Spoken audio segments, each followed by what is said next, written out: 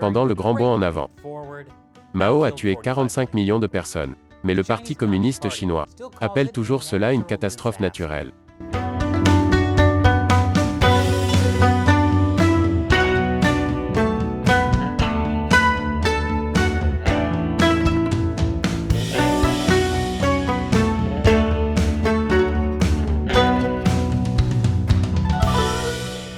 Bienvenue sur Chine non censurée, je suis Chris Chappell. Cette semaine, le Parti communiste chinois célèbre son centenaire.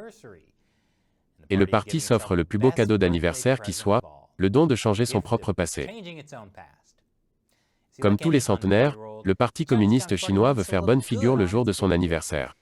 Les responsables du parti n'aiment donc pas que les gens évoquent toutes les erreurs qu'ils ont commises auparavant. En langage du parti, ils appellent cela le nihilisme historique. Le nihilisme historique est tout ce qui remet en question la version officielle arc-en-ciel et soleil du passé du parti. Car remettre en question le passé du parti, c'est aussi nier le caractère inéluctable de la marche de la Chine vers le socialisme. Le dirigeant chinois Xi Jinping rend le nihilisme historique responsable de l'effondrement de l'Union soviétique. Et il est déterminé à ce que cela n'arrive pas au Parti communiste chinois. C'est pourquoi, au début de cette année, le parti a lancé une ligne d'assistance téléphonique pour que les gens puissent signaler tous les cas de nihilisme historique qu'ils voient. La ligne d'information permet aux gens de signaler les collègues internautes qui déforment l'histoire du parti, attaquent ses dirigeants et ses politiques, diffament les héros nationaux et nient l'excellence de la culture socialiste avancée en ligne.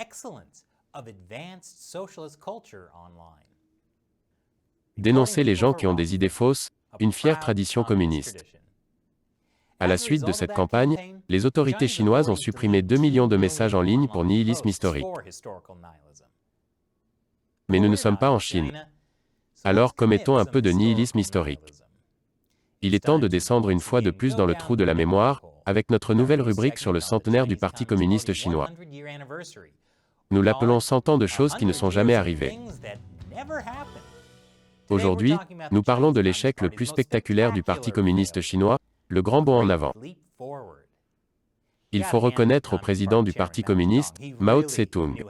Il savait vraiment comment nommer les choses. Réforme agraire sonne bien mieux que tuer les propriétaires terriens et prendre leurs biens. La campagne des sans-fleurs sonne bien mieux que torturer les intellectuels qui me critiquent. Et le grand bond en avant sonne bien mieux que ruiner l'économie tout en tuant 45 millions de personnes. Le grand bond en avant était le plan de Mao pour accélérer la transformation de la Chine en une utopie, en collectivisant et en industrialisant le pays en même temps. Mais en l'espace de 2 ans, toute cette collectivisation et cette industrialisation ont conduit à une famine de masse. Mao n'était pas un homme patient. D'autres responsables du Parti communiste voulaient industrialiser le pays plus progressivement, mais Mao n'était pas d'accord. Il voulait tout faire en même temps. C'est un peu comme lorsque vous décidez de prendre la résolution du nouvel an d'arrêter de fumer, de perdre du poids et de faire de l'exercice, et qu'en février vous vous rendez compte que vous n'avez atteint aucun de vos objectifs, sauf celui de tuer 45 millions de personnes. C'est arrivé. Mao a donné le coup d'envoi du grand bond en avant après s'être rendu en Union soviétique à la fin de 1957, et avoir rencontré le dirigeant soviétique Nikita Khrouchtchev. Lorsque Khrouchtchev a annoncé que l'Union soviétique dépasserait les États-Unis en termes de production industrielle en 15 ans, Mao a annoncé que la Chine dépasserait le Royaume-Uni dans le même laps de temps. Mao n'était pas seulement en compétition avec le Royaume-Uni, il était également en concurrence avec l'Union soviétique. Il n'aimait pas devoir écouter les soviétiques en permanence, et voulait que la Chine développe sa propre forme de communisme. Et il a vu dans le grand bond en avant l'occasion de le faire. Mais avant que le grand bond en avant ne puisse avoir lieu, Mao a dû purger tous ceux qui se trouvaient sur son chemin. Les purges politiques, une fière tradition communiste. Mao a commencé par forcer les responsables du parti, qui avaient précédemment remis en question ses plans économiques à faire leur autocritique. Il s'en est pris tout particulièrement au premier ministre chinois Zhou Enlai, son second. Zhou avoue être coupable de pensées conservatrices de droite, et promet à plusieurs reprises sa loyauté à Mao. C'est le début de la campagne anti-droite, que Mao utilise pour mettre fin à toute objection au grand bond en avant. À la fin de la campagne, des millions de personnes seront purgées. Que s'est-il réellement passé pendant le grand bond en avant? Je vous le dirai après la pause. Bon retour parmi nous. Le grand bond en avant a commencé par une compétition folle.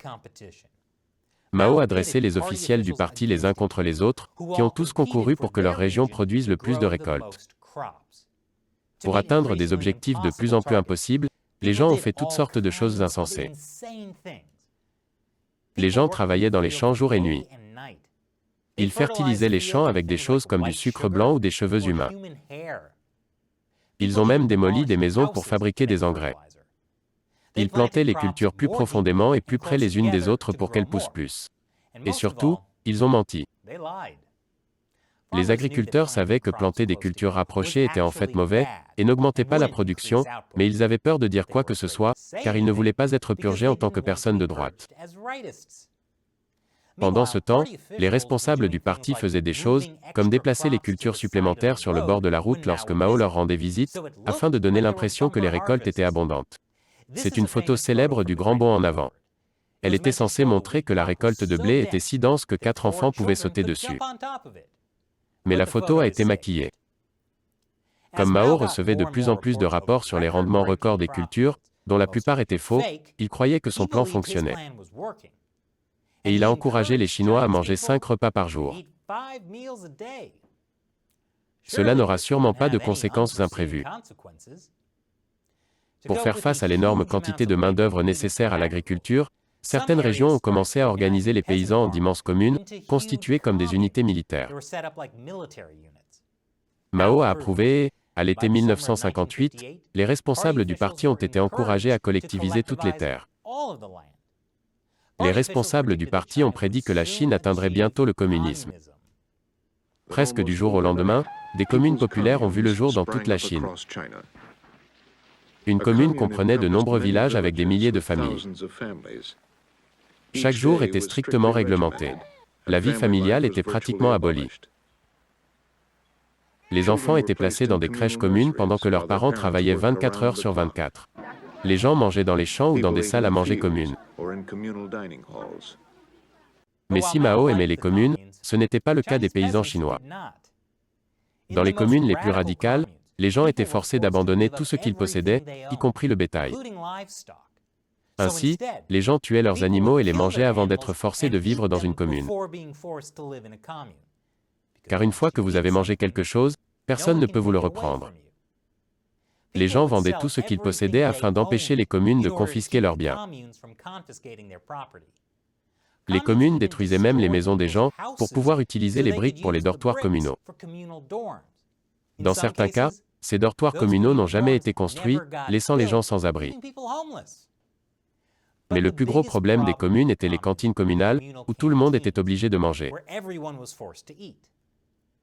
Tout d'abord, les responsables du parti ont dû forcer les gens à manger dans les cantines, en leur retirant toute la nourriture qu'ils avaient stockée à titre privé, et même en confisquant leurs ustensiles de cuisine.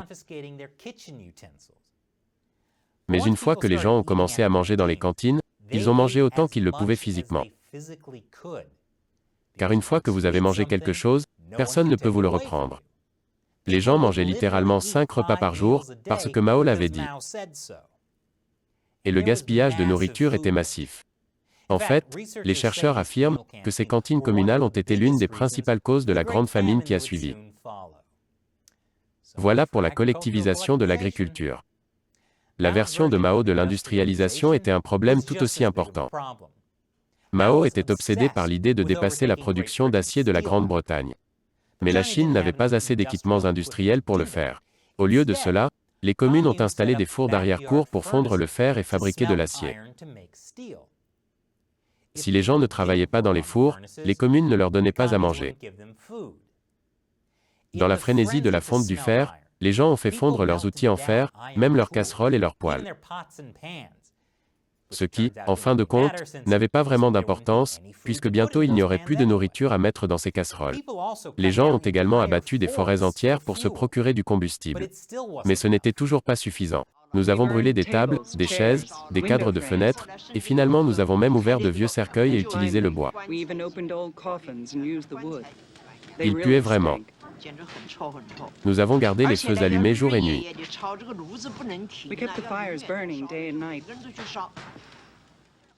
Au final, les responsables du parti ont atteint leurs objectifs. Mais selon un rapport du gouvernement, moins de 30% du fer produit dans ces fours d'arrière-cour était même utilisable pour être raffiné en acier. Pendant ce temps, tant de paysans ont été affectés à la fabrication de fer et d'acier que les récoltes pourrissaient dans les champs. Cela n'aura sûrement pas de conséquences imprévues. Plus d'informations après la pause. Bienvenue à nouveau. Il y avait des signes de famine en Chine dès la première année du Grand Bond en avant, en 1958. Mais bon nombre de ces signes ont été rejetés par les responsables du parti, comme étant des mensonges de gens de droite et de contre-révolutionnaires, qui tentaient de saboter la glorieuse marche vers le communisme. En 1959, c'était indéniable. Les dirigeants du parti étaient conscients de l'existence d'une famine généralisée. Mais il y avait un autre problème. Le régime chinois avait lourdement emprunté à l'Union soviétique pour financer le Grand Bond en avant. Il avait désormais besoin de l'argent provenant des exportations de céréales et d'autres denrées alimentaires pour le rembourser. Lors d'une réunion secrète à Shanghai en 1959, Mao a ordonné aux responsables du parti de prendre jusqu'à un tiers de toutes les réserves de céréales des communes, plus qu'ils n'en avaient jamais pris auparavant. Lors de la réunion, Mao a annoncé que lorsqu'il n'y a pas assez à manger, les gens meurent de faim. Il est préférable de laisser mourir la moitié des gens pour que l'autre moitié puisse manger à sa faim. C'est une véritable énergie de Thanos. Le Parti communiste chinois ne voulait pas non plus perdre la face au niveau international, en admettant qu'une famine se produisait. Il a même distribué gratuitement des céréales à ses alliés pendant la famine, et a également refusé l'aide alimentaire des États-Unis, de l'Union soviétique et même de la Croix-Rouge. Pour éviter que la famine ne s'ébruite, les gens n'étaient pas autorisés à quitter leur région, même pour mendier. La famille de ma tante était une grande famille typique de la campagne, avec plusieurs générations de la famille vivant ensemble. Il y avait 36 personnes en tout. Pendant les 3 années de famine, les gens sont morts les uns après les autres. Finalement, il ne restait plus que 3 personnes en vie. Au début, quand quelqu'un mourait, ils prenaient le corps et l'enterraient. Plus tard, ils n'ont plus eu la force de sortir les corps. Ils pouvaient seulement les regarder. Ils regardaient les corps se faire manger par les rats. Et leurs globes oculaires sortaient.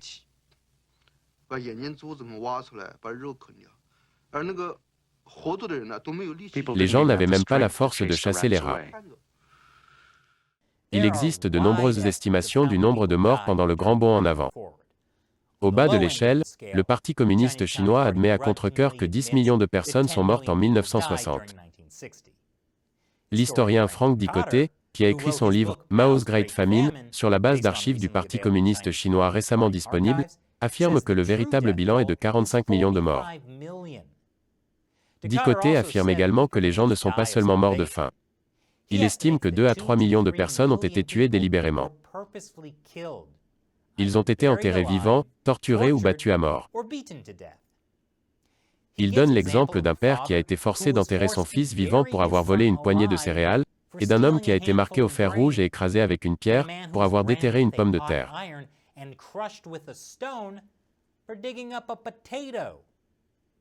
Même les personnes qui mouraient de faim étaient souvent les victimes des fonctionnaires du parti. De nombreuses victimes ne sont pas mortes parce qu'il n'y avait pas de céréales dans les villages, mais parce qu'elles ont été délibérément et sélectivement privées de nourriture par les responsables locaux du parti. Cela incluait les personnes âgées, faibles et malades, qui étaient privées de nourriture parce qu'elles ne pouvaient pas travailler. La Chine a atteint le communisme, d'accord. Le Parti communiste chinois ne reconnaît pas officiellement que la famine a été causée par le Grand Bond en avant. Il l'appelle les 3 années de désastre naturel ou les 3 années de difficulté. Mais les catastrophes naturelles, quelles qu'elles soient, étaient mineures par rapport aux destructions causées par les programmes de collectivisation et d'industrialisation du Parti communiste,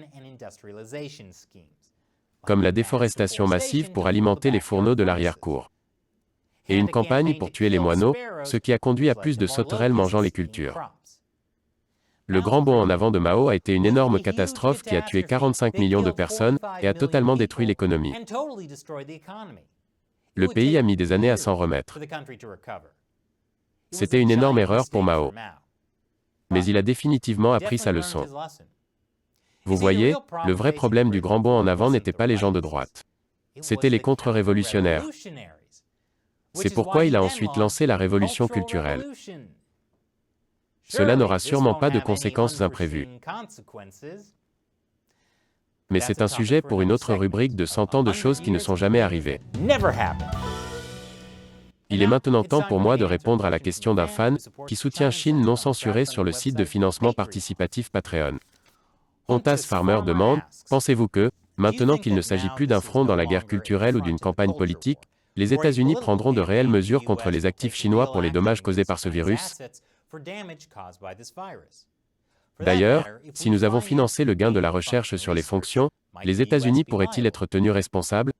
C'était dans un épisode que nous avons fait, sur la façon dont le Parti communiste chinois censure la science autour de l'épidémie de coronavirus, et en particulier en essayant de discréditer l'hypothèse de la fuite en laboratoire. Eh bien non Tas, je pense que même si Trump n'est plus au pouvoir, le coronavirus reste un élément important de la guerre culturelle aux États-Unis. Le président Biden a dit qu'il voulait que les agences de renseignement américaines examinent l'hypothèse de la fuite en laboratoire. Mais comme il n'y aura probablement jamais de preuve absolue qu'il s'agissait d'une fuite de laboratoire, le gouvernement américain ne prendra probablement pas de mesures financières contre le régime chinois. Et oui, vous soulignez aussi un point délicat pour les États-Unis. Les États-Unis ont financé la recherche sur le gain de fonction à l'Institut de virologie de Wuhan. Et la recherche sur le gain de fonction est largement considérée comme normale dans la communauté scientifique. Donc, si cette pandémie a été causée par une fuite de laboratoire, la question se pose de savoir si nous devrions même faire ce genre de recherche, même si ce n'est pas en Chine. Merci pour votre question, Ontas Farmer. Et un grand merci à tous ceux qui soutiennent Chine non censurée sur Patreon. Nous ne pourrions pas faire cette émission sans vous. Merci de vous joindre à nous dans la lutte pour exposer le Parti communiste chinois au monde entier. Si vous souhaitez nous rejoindre, rendez-vous sur patreon.com/Chinuncensored. Encore une fois, je suis Chris Chappell, à la prochaine fois.